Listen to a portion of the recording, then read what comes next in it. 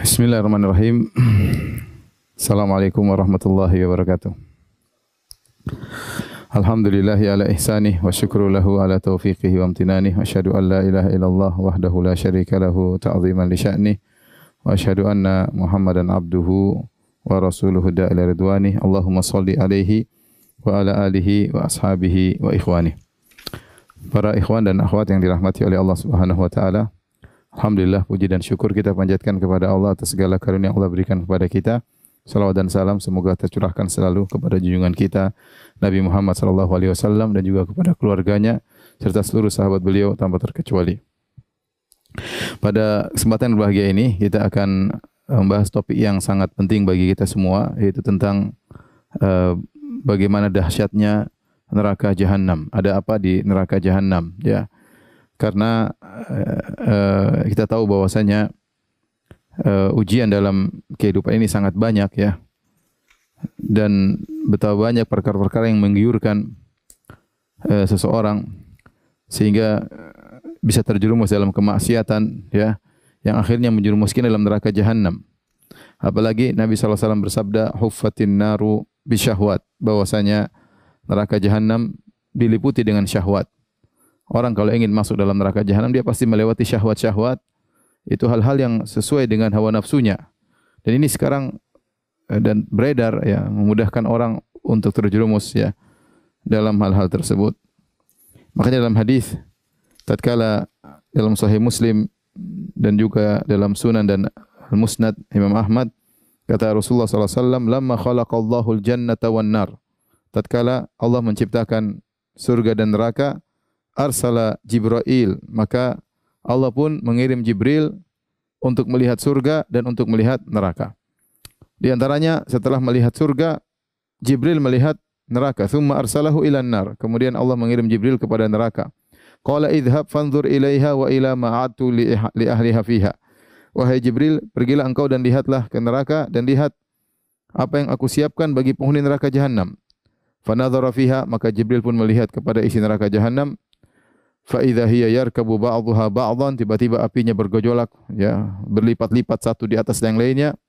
Tsumma raja'a faqala, kemudian iblis balik menuju Allah dan berkata, wa izzatika la yadkhuluha ahadun sami'a biha. Ya Allah, demi keperkasaan engkau tidak seorang pun yang mendengar tentang neraka jahanam akan masuk dalam neraka jahanam. Tentu siapa yang mau masuk neraka jahanam sementara apinya menyala-nyala saking banyak, akhirnya bertumbuk-tumbuk api tersebut. Fa amara biha fa hufat bisyahwat. Kemudian Allah perintahkan neraka untuk diliputi dengan syahwat.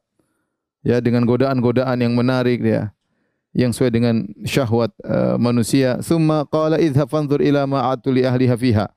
Wahai Jibril, coba pergi lagi lihat kepada neraka jahanam, lihatlah apa yang aku siapkan bagi penghuni neraka jahanam.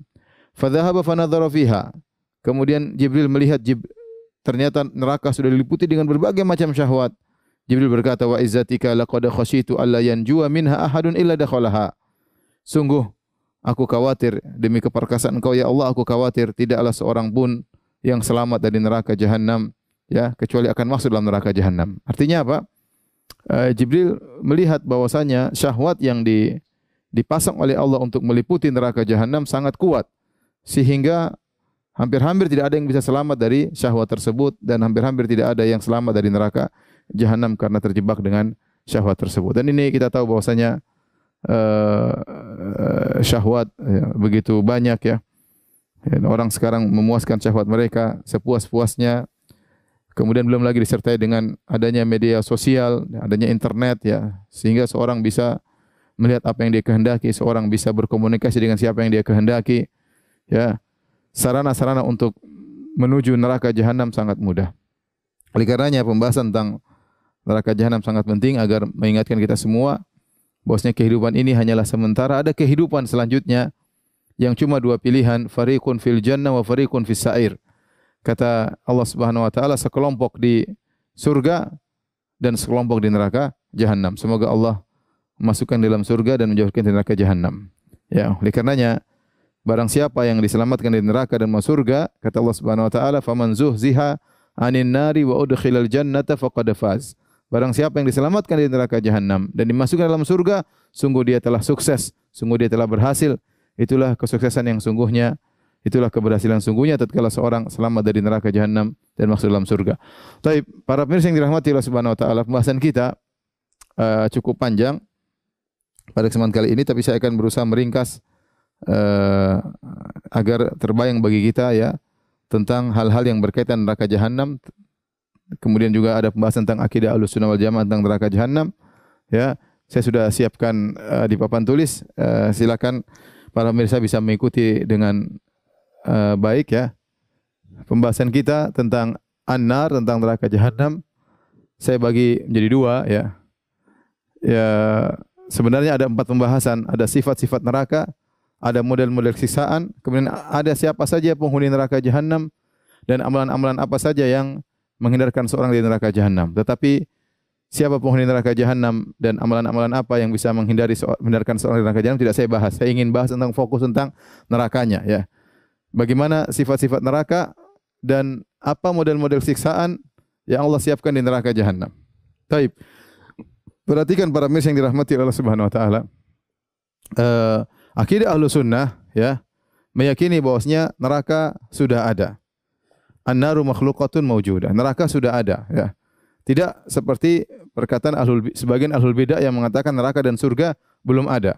Adapun dalil bahwasanya neraka sudah ada sangat banyak ya.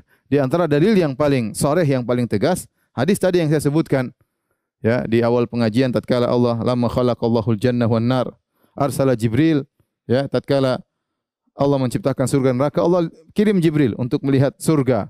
Setelah melihat surga, Allah arsalahu ilan nar. Allah suruh dia lihat neraka jahanam. Ini dalil bahwasanya neraka sudah ada. Ya, neraka sudah ada. Kemudian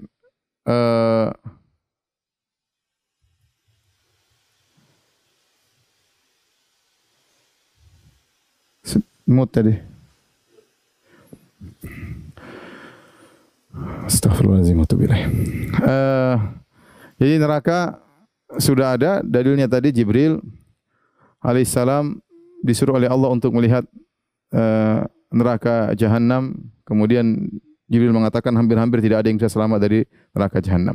Kemudian di antara dalil bahwasanya neraka sudah ada, demikian juga surga juga sudah ada. Ya, Allah mengatakan tentang neraka, "Uiddat lil kafirin," yang kami siapkan untuk penghuni neraka jahanam. Jadi sudah ada, disiapkan. Allah sudah siapkan. Surga juga, "Uiddat lil muttaqin," Allah siapkan bagi penghuni surga ya. Ya. Di antara dalil juga bahwasanya ketika seorang dimasukkan dalam alam barzah akan diperlihatkan bagi dia, inilah tempatmu di surga, inilah tempatmu di neraka. Maka bagi penghuni surga di alam barzah dia mengatakan dia berdoa ingin segera tiba hari kiamat agar dia segera menuju ke surga yang sudah disiapkan untuknya. Adapun penghuni neraka jahanam maka dia berdoa agar tidak segera tiba hari kiamat karena dia tahu bahwa siksaan lebih pedih sedang menantinya di neraka jahanam. Jadi ada. Adapun mereka yang menolak neraka sudah ada, kata mereka, apa fungsinya neraka ada? Ya, apa fungsinya? Kita bilang itu urusan Allah Subhanahu wa taala, ya. Dan fungsinya sudah ada tadi untuk memperlihatkan kepada para orang-orang di alam barzakh ya. Ya, kemudian seperti surga ya, sebagian ruh sudah ke surga seperti Nabi SAW mengatakan bahwasanya para syuhada ya ruh mereka seperti apa, ta'irun mu'allaqatun fi asjaril jannah. Ruh mereka seperti burung-burung yang bergantungan di pohon-pohon surga ya. Jadi intinya beda ketika neraka belum ada dengan neraka sudah ada. Neraka sudah ada, tinggal dihadirkan pada hari kiamat kelak. Makanya ketika hari kiamat kelak Nabi tidak mengatakan neraka diciptakan. Tapi Nabi mengatakan yu'ta bi jahannam, didatangkan neraka. Berarti neraka sudah ada. Timbul pertanyaan, di mana posisi neraka? Wallahu a'lam bishawab, tidak ada dalil yang shareh. Ada yang mengatakan di pusat bumi ya. Ada yang mengatakan di langit. Kita bilang kita enggak tahu, Allah a'lam bishawab, dan Allah Maha Kuasa atas segala sesuatu. Yang penting neraka sudah ada. Ya, bahkan di antara sifatnya adalah narun hamiyah, api yang dinyalakan ya. Sekarang neraka apinya sudah nyala dan terus dipanaskan untuk membakar orang-orang yang berhak untuk dibakar dalam neraka jahanam. Tapi itu akidah Ahlussunnah wal Jamaah bahwasanya neraka sudah ada ya dan diciptakan oleh Allah Subhanahu wa taala.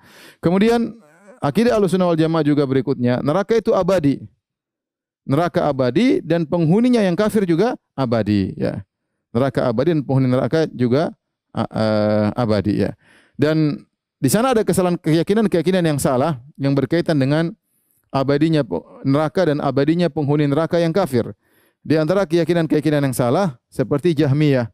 Jahmiyah berpendapat bahwasanya neraka dan surga tidak abadi. Neraka dan surga tidak abadi. Kata mereka neraka dan surga tidak abadi, ya. Jadi ini adalah kesalahan pemahaman Jahmiyah tentang neraka dan surga. Kata mereka surga dan neraka tidak abadi. Kemudian Al-Khawarij dan Mu'tazilah berpendapat pelaku dosa besar kekal dalam neraka, ya. Padahal kita bilang yang kekal dalam neraka cuma yang kafir. Tapi Khawarij dan Mu'tazilah mengatakan yang kafir kekal dalam neraka Jahannam. Yahudi berpendapat bahwasanya kami masuk neraka Jahannam, ya, cuma apa? Ayaman ma'dudat, ya. Cuma beberapa hari saja, ya. Lantas tamassanan naru illa ayaman ma'dudat. Kami tidak akan disentuh dengan neraka kecuali hanya beberapa hari. Dan ini keyakinan mereka sampai saat ini, ya. Sebagaimana saya pernah diberitahu oleh sebagian kawan, dia punya kawan orang Yahudi, dia mengatakan kita kalau masuk neraka cuma beberapa hari, ya. Ya, seakan-akan Allah sudah janjikan mereka, kalian tenang saja Yahudi, mau bangsat, mau brengsek, kalau masuk neraka pun cuma beberapa hari. Adapun Ibnu Arabi, ya. Ibnu Arabi berpendapat bahwasanya orang yang masuk dalam neraka Jahannam dibakar dan dibakar dan dibakar, setelah dibakar sekian lama mungkin ribuan tahun, lama-lama dia sudah bisa adaptasi. Setelah dia bisa adaptasi, berarti dia merasakan neraka tersebut suatu kelezatan, bukan lagi suatu siksaan. Ini Ibnu Arabi yang memiliki pendapat wahdatul wujud. Jadi mati kah?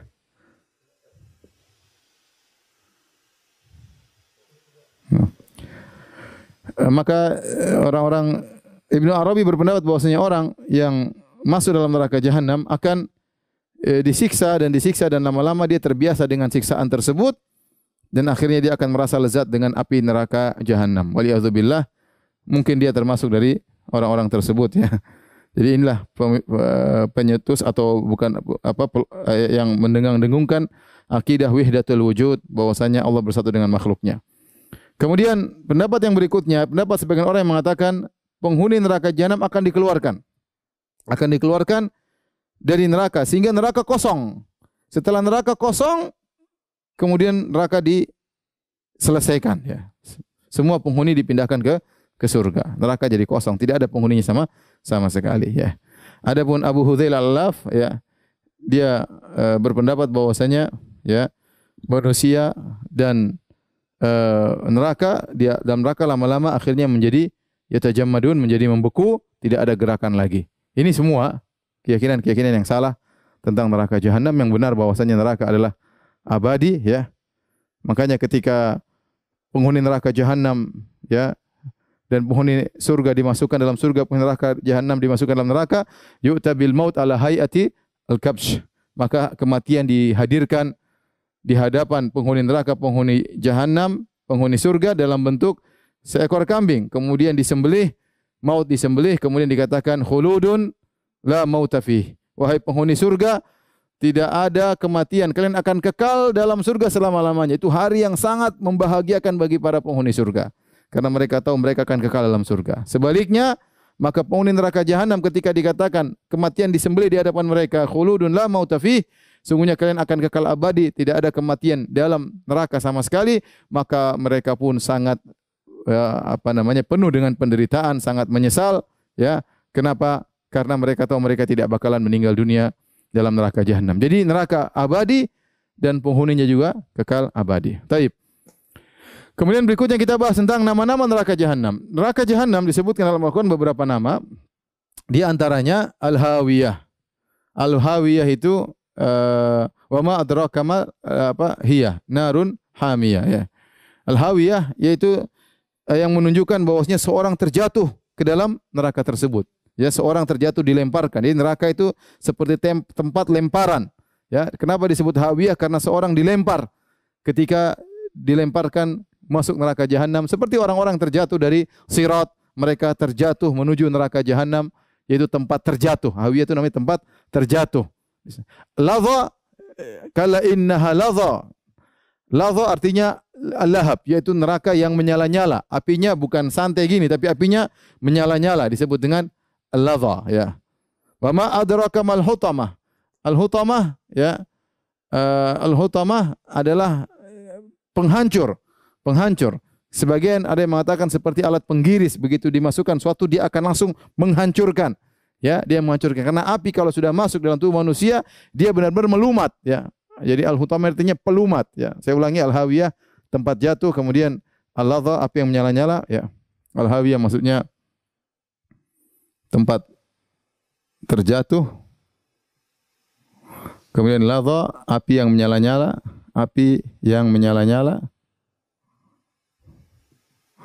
Al-hutamah yang melumat.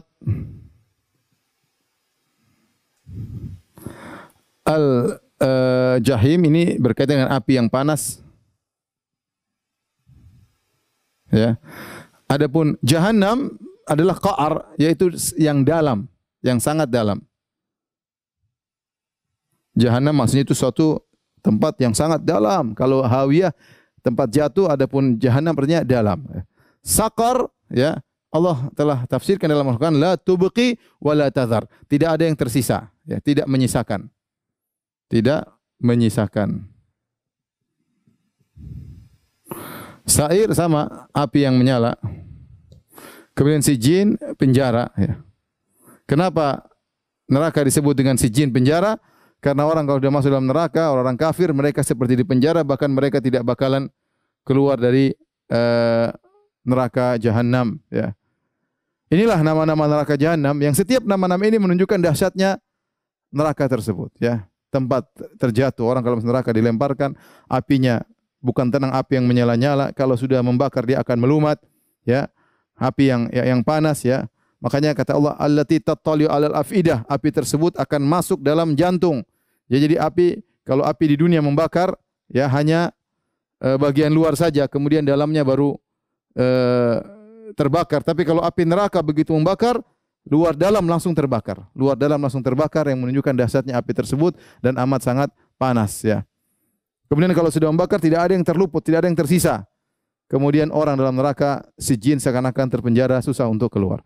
Oleh karenanya Allah sebutkan sifat-sifat neraka dengan nama-nama yang menunjukkan keburukan, seperti bi'sal qarar, tempat menetap yang terburuk. Bi'sal masir, tempat kembali yang terburuk. Bi'sal wirdul maurud, tempat terburuk untuk didatangi, ya. Bi'sal rifdul maurud, ya, yaitu tempat terburuk untuk didatangi. Darul bawar, yaitu lembah kebinasaan. Darul fasikin, tempatnya orang-orang fasik. Su'uddar, tempat tinggal yang buruk. Asfalas safilin, tempat yang paling rendah, yang terhina. Bi'sal mihad, ya, tempat yang paling buruk untuk tempat tidur, ya, atau untuk tempat istirahat, ya. Ini semua sifat-sifat neraka Jahannam dalam Al-Quran. Tapi sekarang kita bicara, ikhwan yang dirahmati Allah Subhanahu Wa Taala, tentang luasnya neraka Jahannam. Banyak hal yang menunjukkan neraka Jahannam sangat luas, ya. Neraka Jahannam sangat luas. Di antaranya yang menunjukkan neraka Jahannam sangat luas, Rasulullah SAW ketika duduk bersama para sahabat, tiba-tiba Rasulullah SAW mendengar wajibah. Wajibah itu seperti suara batu yang jatuh. Zzz, ada batu. Zzz. Maka Nabi jelaskan kepada para sahabat bahwasanya itu adalah suara batu yang dilemparkan kepada neraka Jahannam mundu sab'ina kharifan, sejak 70 tahun. Ya, dan dia belum selesai, belum sampai sekarang belum sampai kepada dasar neraka Jahannam. Ini dalil, batu kan kalau jatuh sangat cepat. Sejak 70 tahun batunya belum sampai di penghujungnya, dalamnya, dan Nabi sekarang masih mendengar batunya masih jatuh. Menunjukkan neraka Jahannam sangat luas, ya. Kemudian di antara dalil yang menunjukkan neraka Jahannam sangat luas, ya, neraka Jahannam diisi dan dia selalu berkata, hal mim mazid. Ya. Apakah ada tambahan? Kata Allah, ya, yauma naqulu li jahannam halim talati. Hari di mana kami berkata kepada neraka Jahannam, halim talati, apakah kau sudah penuh wahai neraka Jahannam? Maka neraka Jahannam berkata, hal mim mazid, apakah ada tambahan? Apakah ada tambahan? Sampai apinya saling, ya, numpuk-numpuk karena, ya, masih luas neraka Jahannam, ya, masih luas. Kosong, pingin diisi terus. Ini menunjukkan luasnya neraka Jahannam. Di antara dalil yang menunjukkan luasnya neraka jahanam, dalam hadis Nabi SAW mengatakan, Inna syamsa wal qamara mukawwarani yaumal qiyamati finnar. Bahwasanya matahari dan rembulan dilemparkan pada hari kiamat kelak di neraka jahanam. Kita tahu matahari luasnya kayak apa, rembulan besarnya kayak apa, dimasukkan dalam neraka jahanam. Dimasukkan dalam neraka jahanam menunjukkan neraka jahanam sangat-sangat luas ya. Cukup buat manusia di atas muka bumi semuanya apa? Cukup ya. Sangat luas, tidak ada coupling yang sudah full di neraka jahanam. Ya. Oleh karenanya ini menunjukkan kengerian neraka jahanam karena tempatnya sangat luas. Ya, kemudian juga di antara yang menunjukkan besaran neraka jahanam dalam hadis kata Nabi sallallahu alaihi wasallam, "Yu'ta bi jahannam yaumal qiyamati laha sab'una alfa zimamin, likulli zimamin sab'una alfa malakin yajurrunahu." Ya, kata Nabi sallallahu alaihi wasallam, didatangkan hari kiamat kelak neraka jahanam yang memiliki 70 tali, 70.000 tali, dan masing-masing tali ya ditarik oleh 70.000 malaikat menarik neraka jahanam untuk dihadirkan kepada orang-orang kafir atau orang-orang yang berhak untuk masuk dalam neraka jahanam. Berarti ada sekitar 4 miliar sekian malaikat, 4 miliar 900 juta malaikat yang menghadirkan neraka jahanam, dan kita tidak tahu satu malaikat besarnya seperti apa. Kalau malaikat Jibril saja dengan sayapnya kemudian mengangkat negeri Sodom di langit kemudian dihancurkan, begitu kuatnya malaikat Jibril, apalagi tidak tahu malaikat yang menghadirkan malaikat neraka yang begitu besar kemudian dihadirkan oleh para malaikat. Ini semua dalil bahwasanya neraka jahanam sangatlah luas ya. Kemudian para pemirsa yang dirahmati Allah Subhanahu wa taala, ya kita bahas tentang tingkatan-tingkatan neraka. Neraka bertingkat-tingkat. Ya, makanya Allah berfirman, "Innal munafiqina fid darkil asfali minan nar." Fid darkil asfal. Sungguhnya orang-orang munafik di dasar neraka yang paling bawah, ya. Ya. Lahum darajatun, ya.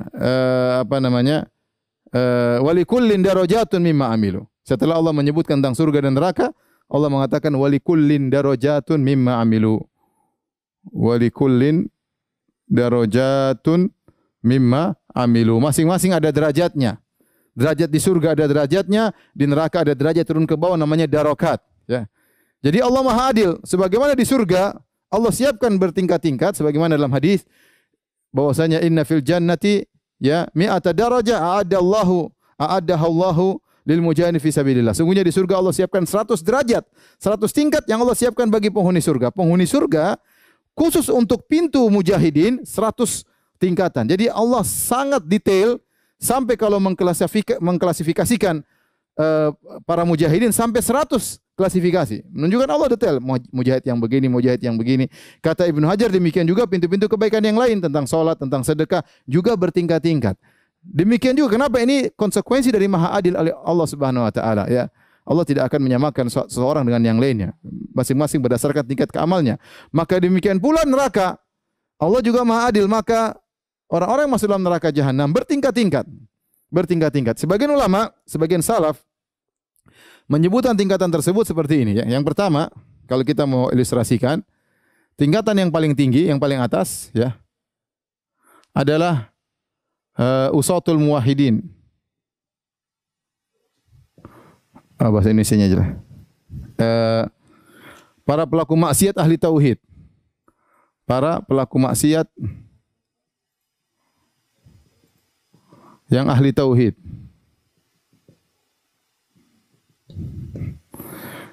Kemudian setelah itu baru nerakanya orang-orang kafir ya. Narul kuffar. Nerakanya orang-orang kafir. Di sini ada orang kafir, ada Yahudi ya. Nasara. Kemudian Sabi'in. Kemudian ada Majusi ya. Baru kemudian yang ketiga adalah nerakanya al-munafiqin, narul al-munafiqin. Nerakanya orang-orang munafik.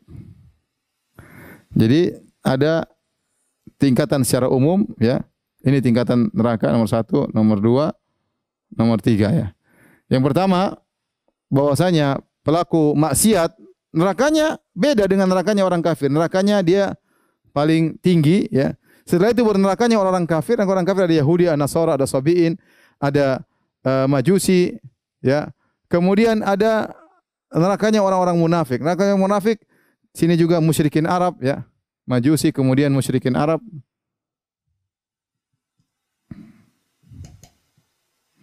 Baru kemudian munafik. Sehingga sebagian salaf menafsirkan tingkatan neraka ada 7. Ya. Pertama, usatul muwahhidin, kemudian kafir ada 1, 2, 3, 4, 5. Yahudi, Nasrani, Sabi'in, Majusi, musyrikin Arab. Yang paling rendah adalah nerakanya orang-orang munafik. Kenapa mereka yang paling rendah? Karena orang munafik menggabungkan antara kekufuran dengan kebohongan. Innal munafiqina yukhadi'una Allah. Mereka menipu Allah Subhanahu wa taala. Orang kafir jelas sebenarnya, Yahudi kafir jelas, dia nampakkan kekafirannya. Nasara jelas, Sabi'in jelas, Majusi jelas, musyrikin Arab jelas. Munafik dia lebih parah daripada kafir yang asli. Kenapa? Dia menggabungkan antara kekufuran dengan kebohongan. Jadi kira-kira demikian. Dan di antara dalil yang menunjukkan bahwasanya neraka bertingkat-tingkat adalah Abu Talib, ya. Kata Nabi SAW, inna ahwana ahlin nari adzaban yaumal qiyamah Abu Talib. Sungguhnya orang yang paling ringan azabnya pada hari kiamat kelak adalah Abu Talib. Yaitu apa? Dia pakai sendal yang ta'ilu bina'alain minan nar, memakai sendal dari api, ya, yaghli bihima dimaguhu. Ternyata kedua sendal api tersebut membuat otaknya mendidih, ya. Atau yutudul jamra tahta akhmusi qadamai, diletakkan bara api di bawah telapak kakinya, kemudian otaknya mendidih. Ini neraka yang paling ringan. Waliyadzubillah, yang kata Nabi SAW, neraka yang paling ringan seperti itu. Jadi neraka, azab neraka. Makanya kata Allah Subhanahu Wa Taala, la yu'adzibu adzabahu ahad, wa la yuthiqu wathaqahu ahad. Kalau Allah sudah mengadab, tidak ada yang bisa mengadab seperti Allah. Kalau Allah sudah membelenggu, tidak ada yang bisa membelenggu seperti Allah. Sebagaimana kalau kita bayangkan surga, kenikmatan yang tidak bisa kita bayangkan, maka demikian juga azab neraka jahanam tidak bisa kita bayangkan. Tidak ada yang bisa mengadab seperti azabnya Allah. Kalau ada orang paling mujrim, paling buruk di dunia ini, kemudian dia menyiksa dengan siksaan yang terhebat, tidak akan bisa mengalahkan bagaimana siksaan Allah. Ya, la yu'adzibu adzabahu ahad. Tidak ada yang bisa menyiksa seperti siksaan Allah Subhanahu wa taala. Bayangkan siksaan paling ringan seperti diletakkan bara api di telapak kaki, kemudian otaknya mendidih. Otaknya mendidih. Ya. Oleh karena ini menunjukkan bahwasanya neraka bertingkat-tingkat dan menunjukkan maha adil Allah Subhanahu wa taala. Orang yang kafir yang baik tidak sama dengan orang kafir yang buruk, ya. Tidak sama. Orang kafir kemudian penjahat, bengis, zalim, itu nerakanya lebih parah daripada orang kafir yang tidak demikian. Wallahu taala alam bisawab. Kemudian kita sebutkan neraka juga ada pintu-pintunya. Dalam Al-Qur'an Allah mengatakan laha sab'atu abwab. Laha sab'atu abwabin likulli babin minhum juz'un maksum.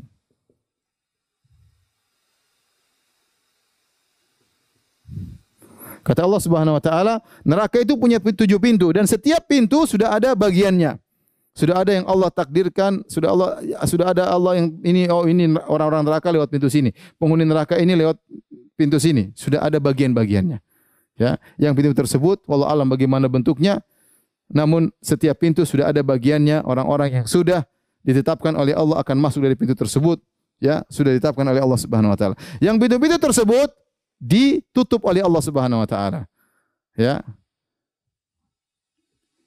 Walladzina kafaruhum ashabul masy'amah alaihim narum muqsadah. Kata Allah Subhanahu wa taala, alaihim narum muqsadah. Muqsadah itu apa artinya? Pintunya ditutup. Pintunya dibelenggu, ya. Dikunci. Ya. Dikunci, ya.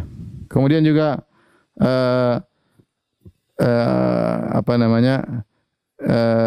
Allah tatil ala al-afidah, ya. Kemudian kata Allah Subhanahu wa taala narun muqsadah, ya.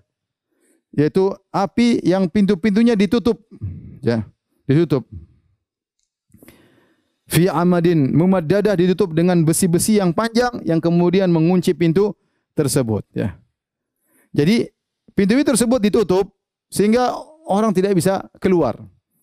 Dan apinya, ya, seperti kalau kita bahasa kita di presto, ditutup, dikunci sehingga apinya muter ke situ, dalam situ. Tidak ada yang keluar. Tidak ada asap yang keluar dari presto tersebut. Waliyadzubillah. Neraka demikian, dimasukkan ke nerakanya, ditutup oleh Allah Subhanahu wa taala. Hidup oleh Allah Subhanahu wa taala sehingga panasnya kembali kepada orang-orang yang dipanggang dalam neraka jahanam tersebut. Kemudian adapun bahan bakar neraka jahanam, kata Allah Subhanahu wa taala, waquduhan nasu wal hijarah. Kata Allah, waquduhan nasu wal hijarah. Waquduhan nasu wal hijarah. Adapun bahan bakarnya adalah manusia dan api. Sebenarnya Allah mengatakan bahwasanya ini menunjukkan dahsyatnya neraka jahanam. Karena kalau kita bicara tentang api yang lain, kalau kita ingin membakar sesuatu, ingin bakar sate, ingin bakar daging atau bakar apapun, kita cari bahan bakar dulu. Bahan bakar dulu, kita kasih bensin atau kasih arang. Setelah kita bakar, baru kita taruh manusia, taruh apa? Waliyadzubillah, kita taruh misalnya daging untuk kita bakar. Adapun neraka jahanam tidak. Ya. Dia manusia itu sendiri jadi bahan bakar. Dia terbakar dan dia mengeluarkan api. Ya.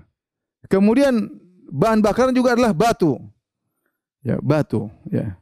Jadi neraka ini api yang spesial. Ya. Dia nyalanya dari manusia itu sendiri menyala. Membakar manusia, dia tidak perlu bahan bakar lain. Manusia itu sendiri jadi bahan bakarnya. Sehingga dia menyala, kemudian membakar dan juga menyala, membakar yang lainnya. Kemudian di antaranya adalah batu. Batu yang dijadikan bahan bakar api neraka, batu apakah itu? Maka tidak ada dalilnya. Tapi para salaf, sebagian salaf mengatakan batu tersebut seperti mereka katakan batu kibrit. Ya, batu kibrit ada yang mengatakan seperti batu bara. Ya, contoh ini sebagai pendekatan saja bagaimana batu bara sangat panas. Kenapa disebut batu? Karena batu itu memiliki beberapa sifat. Ya, dijadikan bahan bakar. Di antaranya suratul iqad, mudah menyala. Ya, mudah menyala, langsung nyala. Ya, ya kalau api mungkin lambat, dia batunya panas dan mudah menyala. Kemudian dia mengeluarkan bau yang tidak enak. Ya, selain dia nyala api, baunya sangat tidak enak. Kemudian yang ketiga, asapnya banyak sehingga panas benar-benar masuk dalam tubuh yang sedang dibakar tersebut.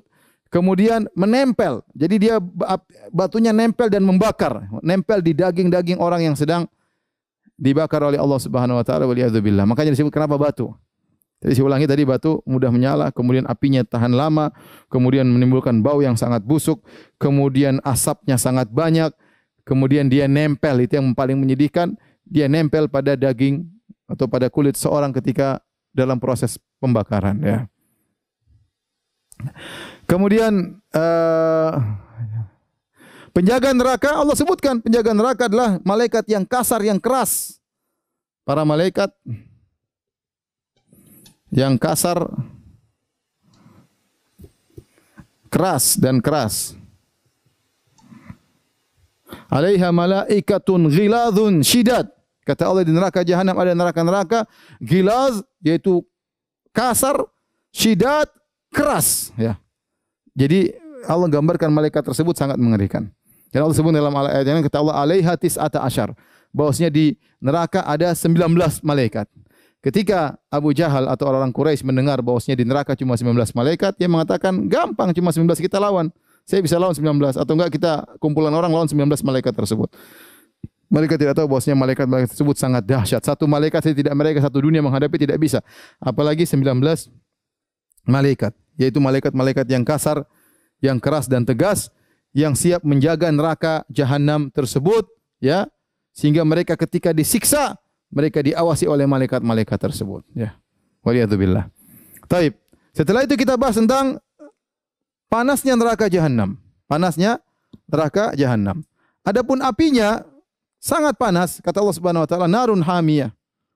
Narun hamiyah. Apa narun hamiyah? Artinya api yang dipanaskan. Jadi api sudah panas, dipanaskan terus oleh Allah. Terus sekarang neraka sudah ada dan dipanaskan sampai mencapai puncak yang sangat panas, disiapkan untuk membakar orang-orang yang berhak untuk dibakar, ya. Kemudian 3 perkara ini Allah sebutkan, ya. Fa ashabu shimali ma ashabu shimal fi samumi wa hamim wa dhillim yahmum la baridi wala karim. Sungguhnya pengikut yang bagian kiri neraka jahanam, fi samumi wa hamim wa dhillim yahmum, ya. Mereka di dalam api, kemudian dalam angin, kemudian dalam air yang panas, ya. wa dhillim yahmum. Kemudian juga naungan yang sangat panas.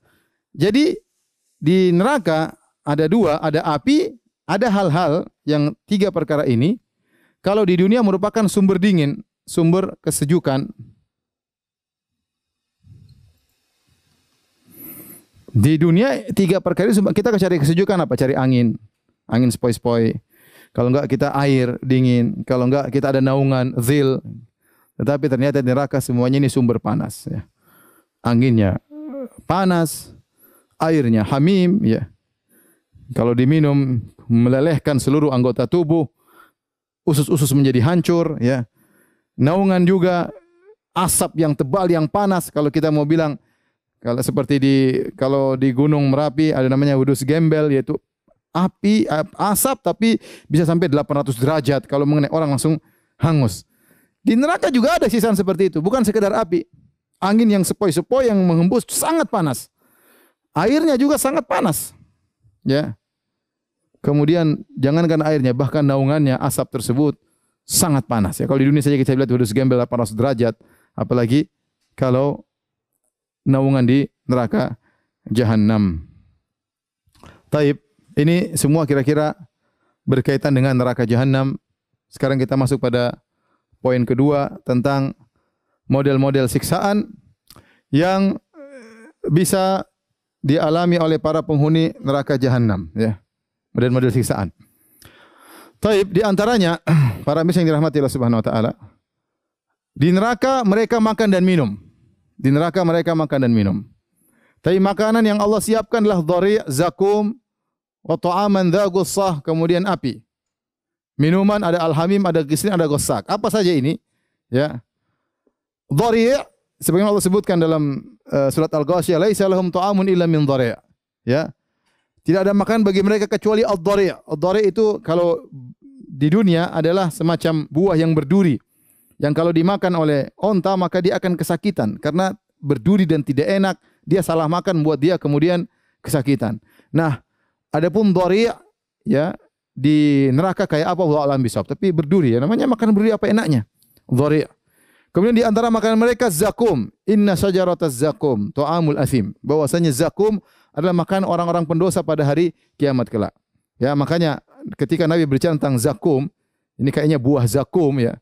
Nabi mengatakan lau anna qatratan minaz zakum qatarat ala ahli dunya la afsadat ala ma'aishihim. Ya, kalau ada satu getah saja, satu tetes getah jatuh dari buah zakum, jatuh di atas muka bumi ini, maka seluruh penghuni bumi akan rusak kehidupan mereka. Kenapa? Bau yang sangat busuk. Saya sering gambarkan misalnya dalam satu rumah, kemudian ada bangkai tikus ya.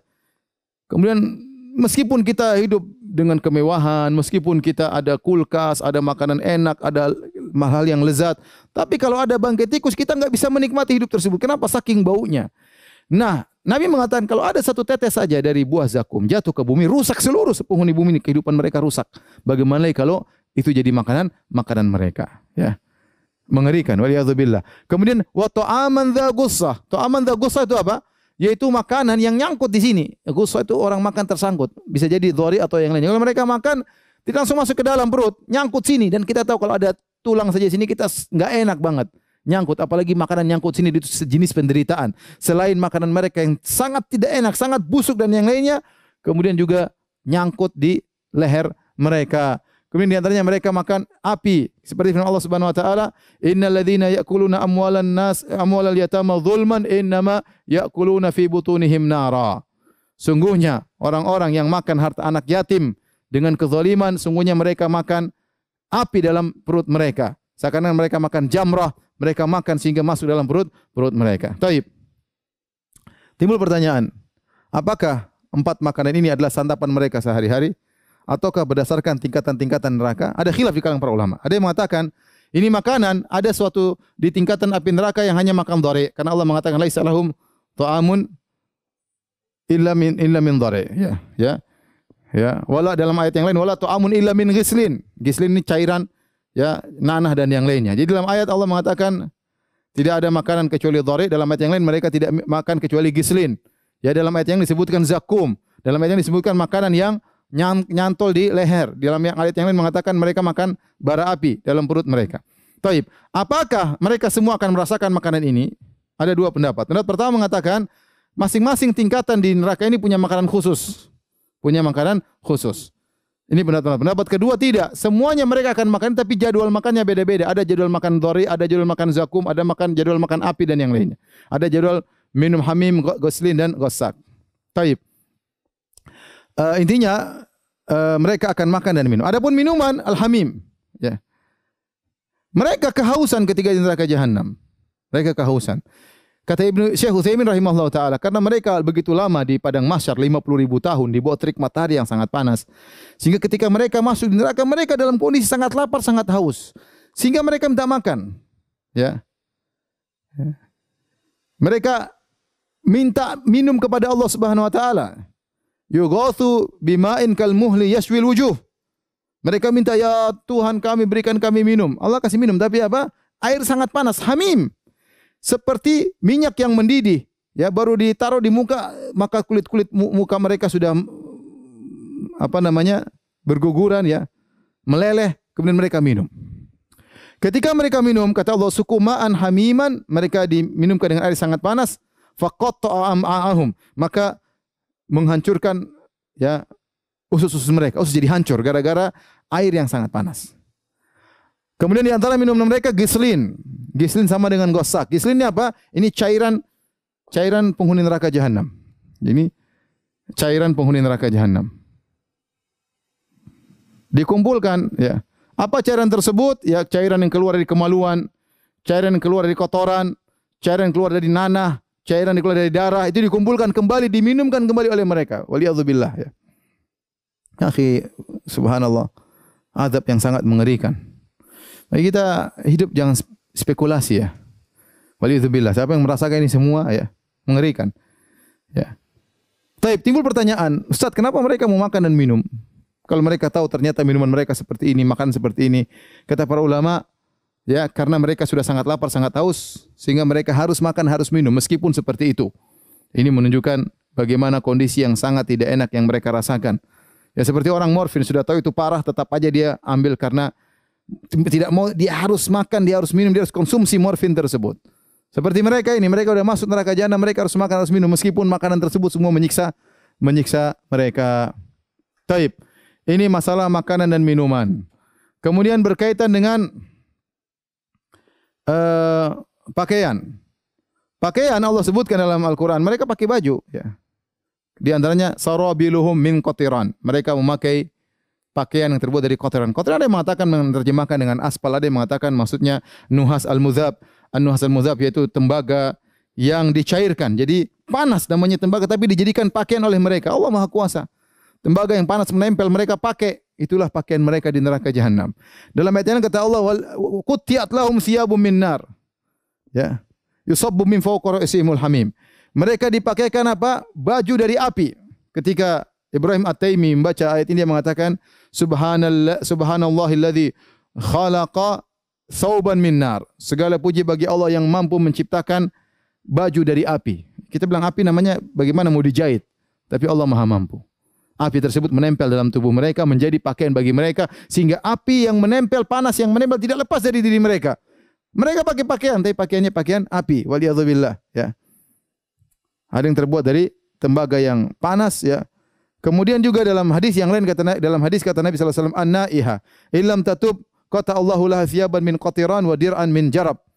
Kata Nabi sallallahu alaihi wasallam, wanita yang niyahah, yang meronta-ronta ketika terkena musibah, jika dia meninggal dalam kondisi tidak taubat, maka Allah akan buatkan bagi dia pakaian dari tembaga yang panas dan juga dari dir'an. Dir'an itu pakaian dalam wanita, baju dalam, ya. Min jarab yaitu dari penyakit gatal-gatal yang membuat mereka tersiksa, ya. Jadi mereka berpakaian tapi demikianlah pakaian mereka, waliyadzubillah. Taib. Di antara bentuk siksaan yang mereka rasakan, ya, adalah Allah menghanguskan kulit mereka. Kata Allah, kullama nadijat juluduhum baddalnahum juludan ghairaha liyadzuqul adzab. Ya. Innal ladzina kafaru bi ayatina sawfa nuslihim nara. Orang-orang kafir kami masukkan mereka dalam neraka jahanam. Kata Allah, kullama nadijat juluduhum, setiap hangus kulit mereka, Baddalnahum juludan ghairaha, kami gantikan kulit yang baru. Di sini kenapa disebut kulit kata para ulama? Karena kulit ini apa? Sangat yang apa? Dirasakan. Ya, indra di situ ya, apa namanya, saraf-saraf perasa di situ. Kita kalau kulit ya sakit di kulit ya. Sebelum yang kena lainnya di kulit itu sempat perasa indra yang dirasakan di kulit, dan itu yang pertama dibakar kemudian hangus ya, hangus. Setiap kulitnya hangus ganti lagi, setiap kulitnya hangus ganti lagi. Alhamdulillah ya.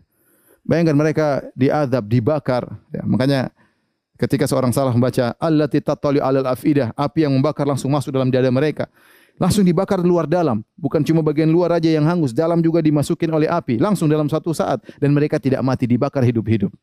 Ya. Ya. La yamutu fiha wa la yahya. Tidak mati, tidak hidup. Mau dibilang hidup, dibakar kayak dibilang mati juga tidak mati. Jadi disiksa, kulit mereka setiap hangus diganti lagi. Kemudian berbicara tentang wajah. Jadi ada bagian-bagian tubuh yang Allah fokuskan, di antaranya kulit ya, karena dia adalah sumber perasa, di antaranya wajah. Wajah ini banyak model-model siksaan kepada wajah-wajah orang di hari kiamat kelak disiksa. Kenapa? Wajah adalah tempat paling mulia bagi manusia. Ternyata itulah tempat fokus yang akan Allah siksa pada hari kiamat kelak. Di antara siksaan yang Allah berikan berkaitan dengan wajah, ya. Allah mengatakan, ya, wa nahsyurhum yaumal qiyamati ala wujhihim umyan wa bukman wa summa. Kami kumpulkan mereka pada hari kiamat kelak, di atas wajah mereka, digeret di atas wajah mereka. Ya. Kemudian apa? Umyan wa bukman wa summa, dalam kondisi buta, dalam kondisi bisu, dalam kondisi tuli, dipermalukan oleh Allah Subhanahu wa taala. Ya, kenapa waktu masih hidup penglihatannya tidak gunakan untuk beriman? Ya, kemudian mulutnya digunakan untuk ngomong yang tidak benar, telinganya digunakan untuk mendengar yang tidak benar, maka mereka pada hari kiamat dibangkit dalam kondisi demikian. Nanti dibiarkan bicara lagi, tapi ada suatu kondisi di mana mereka dihinakan dengan demikian. Kemudian juga dalam ayat yang lain, afamay yamshi mukibban ala wajhihi ahda. Kata Allah, afamay yamshi mukibban ala wajhihi. Apakah orang yang pada hari kiamat kelak berjalan di atas wajahnya, dibangkitkan dalam kondisi wajahnya berjalan di atas wajah. Yang mengerikan. Itu baru di padang mahsyar, belum kali neraka jahanam. Di neraka kata Allah tentang wajah, talfahu wujuhumun nar. Maka pada hari kiamat api membakar wajah mereka. Allah sebutkan khusus wajah karena tempat mulia seseorang. Situlah disikat oleh api, dijadikan fokus pembakaran oleh Allah Subhanahu wa taala. Kemudian fakubbat wujuhum finnar. Wajah mereka dilemparkan dalam neraka jahanam, ya, dijerumuskan dalam neraka jahanam. Wajah jadi fokus ya. Semua disiksa anggota tubuh semua disiksa, tapi wajah menjadi fokus. Karena tempat paling mulia seorang, namun dia paling dihinakan pada hari kiamat. Dahulu dunia sombong, angkuh dan yang dengan wajahnya, dengan mimiknya, dengan lisannya, ya, maka pada hari kiamat disiksa situ wajahnya oleh Allah Subhanahu wa taala. Yang lebih ngeri lagi kata Allah, yauma tuqallabu wujuhum finnar. Hari di mana wajah mereka dibolak-balikkan di neraka. Kita kalau antum misalnya bakar sate itu bolak-balik kan, bakar ikan bolak-balik. Tapi di neraka bukan ikan yang wajah seseorang dibolak-balik oleh Allah Subhanahu wa taala. Dibakar seperti bakar sate, seperti bakar ikan. Kemudian yauma innal mujrimina fi dhalali wa su'ur yauma yushabuna fin nari ala wujuhihim. Yauma yushabuna fin nari ala wujuhihim. Hari di mana wajah mereka ditarik, digeret menuju neraka jahanam, digeret. Jadi wajah digeret, disusah dibakar, kemudian digeret di api, digeret, mengerikan. Fokus juga kepada wajah. Kemudian apa? Dihitamkan. Yauma tabyadu wujuh wa taswaddu wujuh. Hari di mana ada wajah berseri-seri, ada wajah hitam. Orang di mana tidak hitam dibakar, dikasih api. Maka inilah siksaan-siksaan yang berkaitan dengan wajah orang-orang penghuni neraka jahanam. Kemudian api yang membakar mereka meliputi mereka, ya. Api yang membakar mereka meliputi. Jadi seorang, ya, ahata bihim suradiquha, ya. Kata Allah, ketika mereka masuk dalam neraka, nyala api meliputi mereka. Jadi tidak ada bagian tubuh yang lolos dari api. Apinya benar-benar meliputi mereka, ya. Kata Allah, lahum jahannam dalam surat Al-A'raf, lahum jahannamu mihadun wa min fawqihim ghawash. Ya, di mereka, ya, mihad tempat tidur. Mereka bertempat tidur dengan api. Wa min fawqihim ghawash, berselimutkan dengan api. Lahum dhulalum minan nari, Ya, lahum min fawqihim dhulalun minan nari wa min tahtihim dhulal. Dzalika yukhawwifullahu bihi ibadahu ya ibadi fattaqun. Kata Allah Subhanahu wa taala, jadi tempat tidurnya api, selimutnya api, menunjukkan api meliputi mereka, meliputi mereka. Tidak ada satu bagian kulit pun yang lolos daripada api. Kemudian lahum min fawqihim dhulalun minan nari, di atas mereka tumpukan-tumpukan api. Wa min tahtihim dhulal, di bawah juga tumpukan, bukan satu tumpuk aja, api bertumpuk-tumpuk. Meliputi mereka, tidak bisa keluar. Ya. Kata Allah juga, wa inna jahannama la muhitatun bil kafirin. Sungguhnya neraka jahanam meliputi orang-orang kafir. Ya, enggak ada. Mau bernapas sedikit, mau sejuk sedikit, enggak ada. Enggak ada. Di antara siksaan yang Allah berikan kepada usus. Ya. Usus Allah siksa, ya. Seperti dalam hadis kata Nabi SAW, Ra'aitu Amr bin Luhai al-Khuzai yajurru qasbahu finnar. Aku melihat Amr bin Luhai al-Khuzai, salah seorang tokoh musyrikin di zaman jahiliyah. Kata Nabi, aku melihat dia menggeret ususnya di neraka jahanam. Dia tarik ususnya, digeret. Subhanallah. Disiksa sampai ususnya keluar. Di neraka jahanam ditarik ususnya. Kenapa kata Nabi? Li'annahu awwalu man sayyaba sawaib. Kan dia yang pertama kali mengkeramatkan onta-onta, mengkeramatkan kambing-kambing. Dia awal kali membawa kesyirikan di Jazirah Arab. Sehingga pada hari kiamat Allah siksa dia di antaranya dengan menggeret ususnya. Demikian dalam hadis tentang dai-dai yang disiksa. Tandaliqu aktabuhum. Tahu-tahu begitu dia disiksa, ususnya keluar, brodol dari duburnya, ususnya keluar, brodol. Setelah itu kemudian ususnya dibuat dia mutar, diputar-putar seperti ada tiang, dia mutar-mutar. Orang-orang pada kumpul semua. Bukankah kamu yang telah melarang kami melakukan, kamu telah menyuruh kami beramar ma'ruf? Kata dia, benar. Dulu saya menyuruh kalian, fala ati, aku tidak melakukannya. Wa anhakum wa ati, dan aku melarang kalian tapi aku melakukannya. Ya, siksanya di antaranya ususnya dikeluarkan oleh Allah Subhanahu wa taala, wal iyadzu billah, ya. Di antara siksaan diberi rantai wal aglal, ya. Inna atadna lil kafirin salasil wa aglala wa sa'ira. Kami siapkan bagi orang kafir salasil. Salasil itu adalah rantai, aglal belenggu. Jadi tangannya dibelenggu, kemudian dirantai. Ada yang dikatakan bahwasanya tubuhnya dimasukkan dalam rantai, ya, rantai. Dipaksa oleh Allah masuk dalam rantai, ya. Dan mengerikan. Jadi model siksaan banyak. Di antara model siksaan disuruh manjat, ya. Ini tadi apa? Rantai dan belenggu. Di antara siksaan disuruh manjat, manjat gunung yang panas.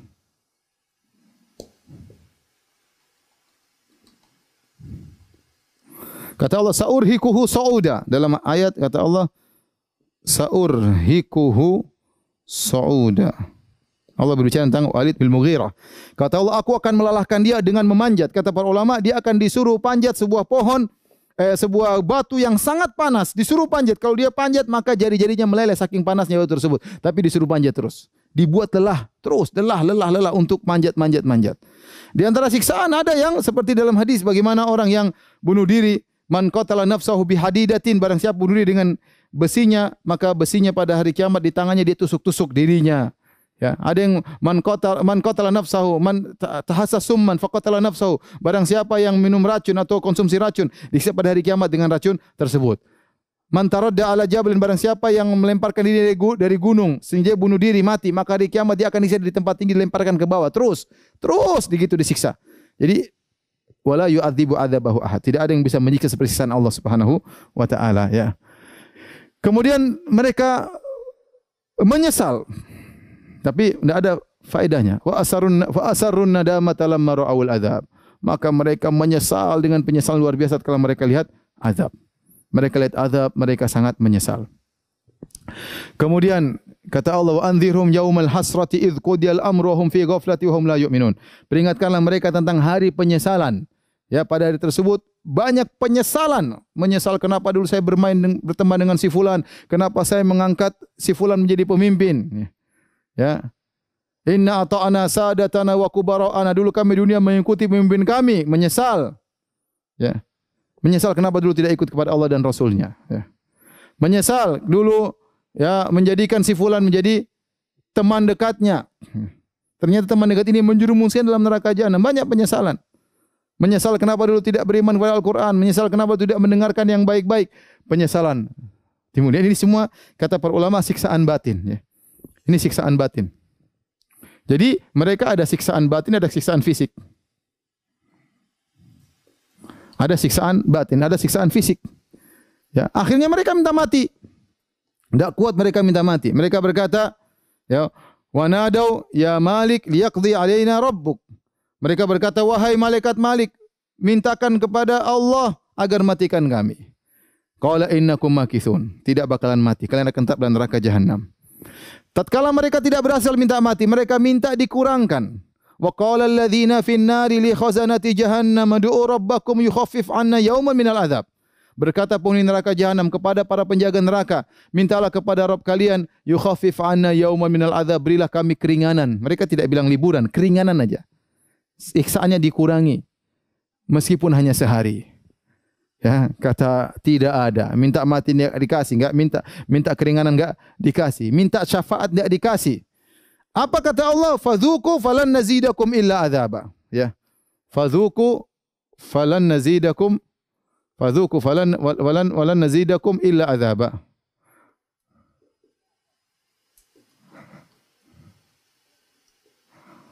Kami tidak akan menambah bagi kalian kecuali azab. Ini ayat yang paling ditakuti, ya. Adalah ayat yang paling ditakuti oleh orang-orang kafir. Kata Allah, lan nazidakum illa adzab. Kami tidak akan kasih tambahan kecuali azab. Jadi azab di neraka bukanlah azab yang konstan, bukanlah azab yang statis, dia dinamis, semakin parah, semakin parah, semakin parah, waliyadzubillah. Dan Allah Maha Kuasa atas segala sesuatu. Ya. Dan ya, azab adapun siksaan batin banyak ya. Di antara siksaan batin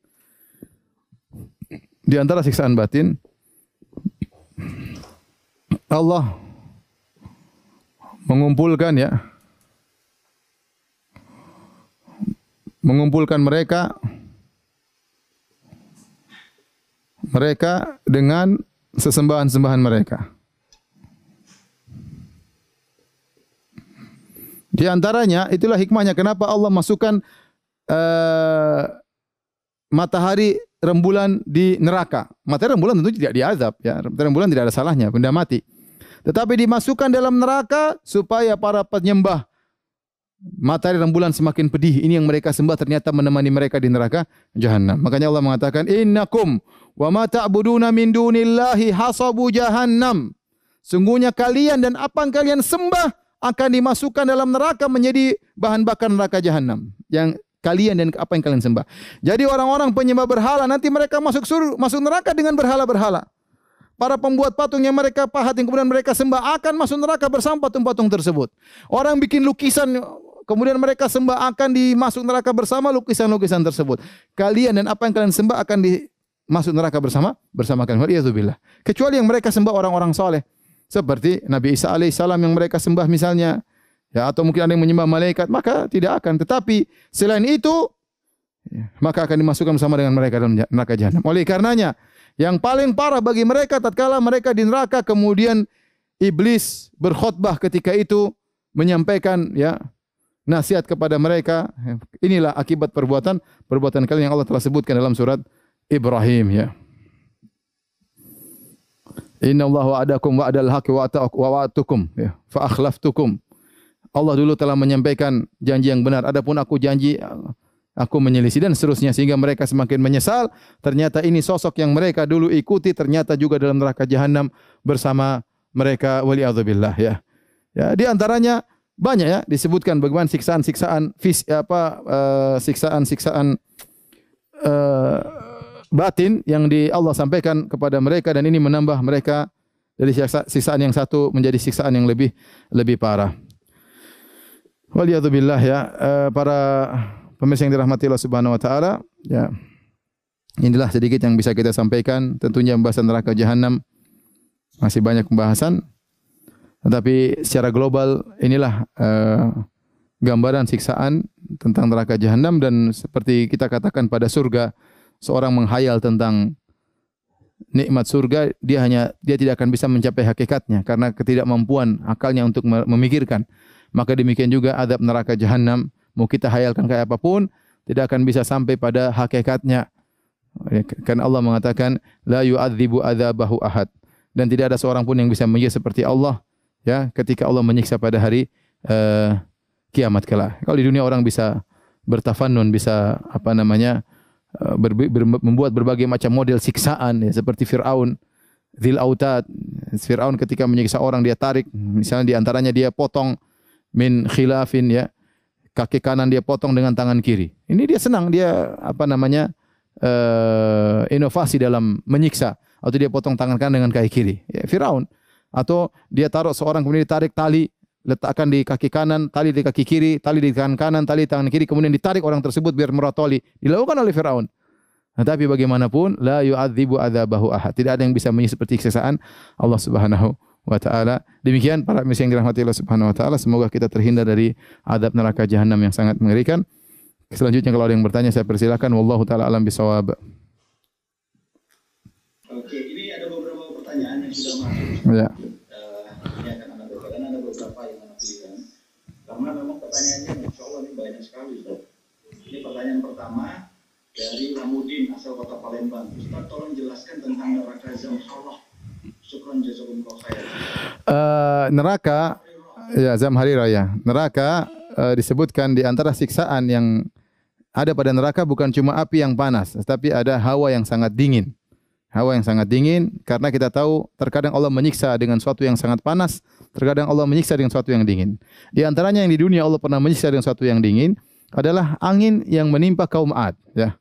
Sorsoron, ya, fi yaumi nahsin mustamir, ya. Jadi Allah berikan kepada mereka angin yang sangat dingin. Api angin tersebut mengangkat mereka, ya, 7 hari atau 8 hari, ya, kemudian diangkat, digoyangkan di udara.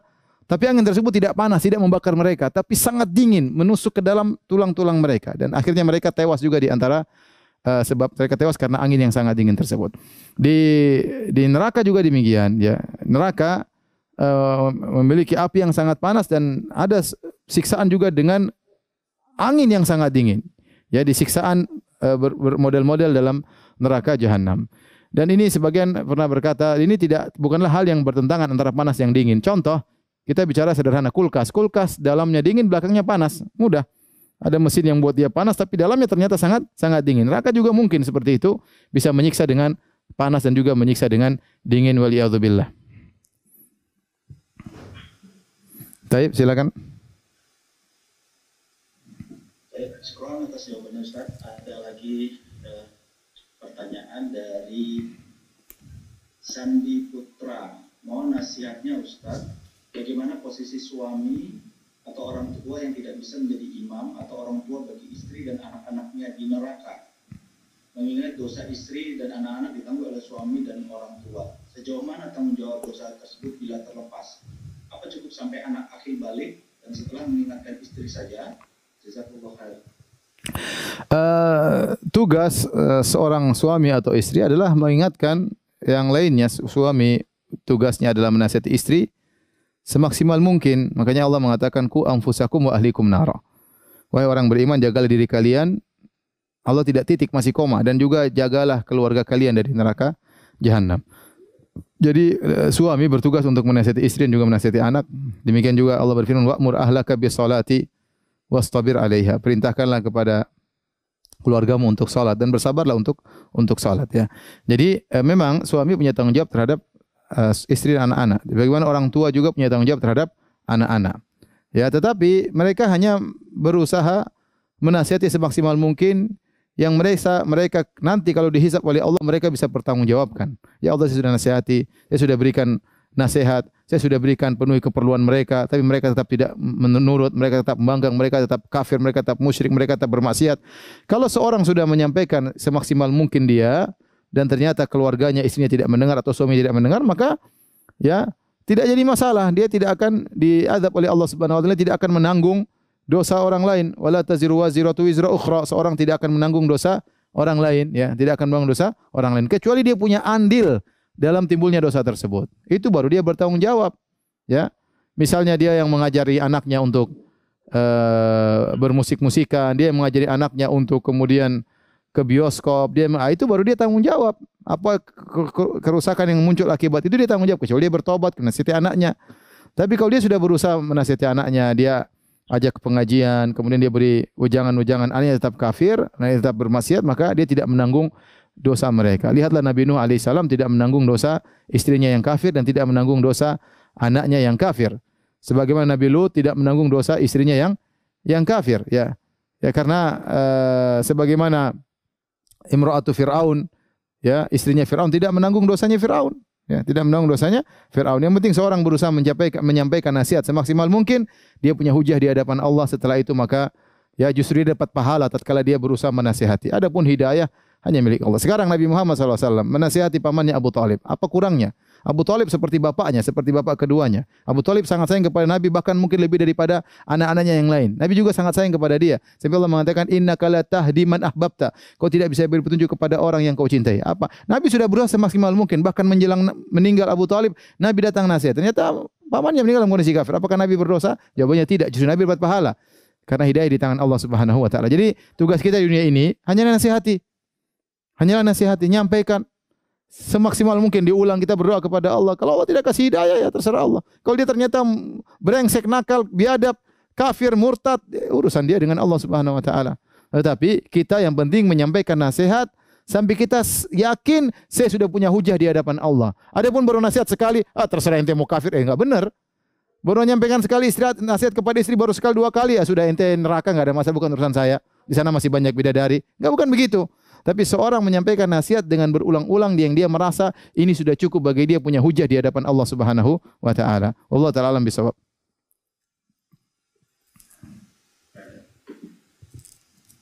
Baik Ustaz atas jawabannya. Demikian tadi yang bertanya telah dijawab oleh Ustaz. Kita masih ada beberapa waktu lagi ya Ustaz. Ya, silakan. Pertanyaan dari Ayu Puspitasari. Assalamualaikum Ustaz, izin tanya, apakah orang yang telah berhijrah akan masuk neraka juga karena dosa sebelumnya? Soalnya pernah dengar dari orang, kalau kita masuk neraka dulu, dibersihkan baru masuk surga. Demikian pertanyaannya. Allah Maha Adil. Jadi kalau seorang pernah melakukan keburukan, kemudian dia bertobat kepada Allah Subhanahu wa taala, maka kata Nabi sallallahu alaihi wasallam, at-taibu minadz-dzamb kama la dzamba lahu. Seorang yang bertobat dari dosa seperti orang tidak punya dosa lagi. Terlalu banyak dalil bagaimana orang-orang bertobat kemudian Allah masukkan ke dalam surga. Contohnya seperti para penyihir Fir'aun yang mereka puluhan tahun bergelimang dengan kesyirikan, menjadikan sihir sebagai sumber nafkah mereka, menjadikan syirik sebagai sumber nafkah mereka. Kemudian mereka di penghujung hayat beriman kepada Allah, mereka masuk surga. Contoh lagi seperti pembunuh 100 nyawa, dia sudah bunuh 100 orang. Di penghujung kemudian dia bertobat kepada Allah, maka dia pun masuk surga, ya. Allah berfirman, "Qul ya ibadiyalladzina asrafu ala anfusihim la taqnatu min rahmatillah. Innallaha yaghfiru dzunuba jami'an innahu huwal ghafurur rahim." Wahai hamba-hambaku yang bergelimang dalam maksiat, jangan kalian putus asa dari rahmat Allah. Sungguhnya Allah mengampuni dosa-dosa, ya, dan sungguhnya Allah Maha Pengampun lagi Maha Penyayang. Yang dimaksud oleh mungkin kawan Anda yang bertanya bahwasanya kalau orang punya dosa diazab dulu neraka baru masuk surga, itu kalau ternyata dia tidak bertobat. Dia bertobat. Kemudian ketika ditimbang di akhirat ternyata timbangan keburukannya lebih berat daripada timbangan kebaikannya. Maka dicari selisihnya, ya. Timbangan keburukannya lebih berat daripada timbangan kebaikannya, dicari selisihnya. Selisihnya ini ternyata misalnya saya kasih sederhana. Misalnya dia punya dosa 1000. Ternyata pahala yang dia lakukan 700. Berarti ada selisih 300 dosa ini. Apa yang dilakukan oleh Allah kepada 300 dosa ini? Bisa jadi Allah ampuni, terserah Allah. Wa yaghfiru liman yasha wa yaghfiru liman yasha.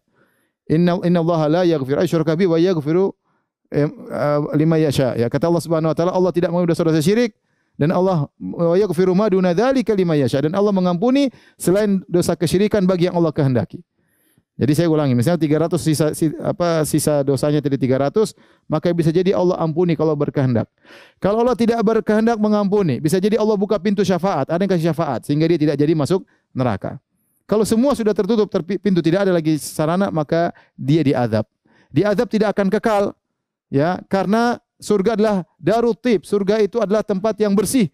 Tidak ada yang bisa masuk kecuali orang yang bersih. Maka 300 dosa ini harus dia disiksa entah berapa ribu tahun, entah berapa tahun, berapa puluh tahun, terserah Allah Subhanahu wa taala. Nanti baru Allah masukkan dalam surga. Ini berlaku bagi orang yang tadi saya katakan. Adapun orang di dunia yang dulu bermaksiat kemudian berhijrah, dia bertobat, maka selesai. Yang masa lalu telah diampuni oleh Allah Subhanahu wa taala jika dia bertobat dengan tobat yang sesungguhnya. Allah alam bisawab. Bismillah, Pak Ustadz, jika kita sudah tidak punya suami dan memiliki anak, lalu ada sesuatu yang ditinggalkan oleh suami untuk anak, apakah itu termasuk harta anak yatim, Pak Ustadz? Dan apabila anak dapat santunan dari orang lain, lalu ibunya ikut menggunakan uang itu, apakah termasuk zolim? Mohon penjelasannya, Pak Ustadz.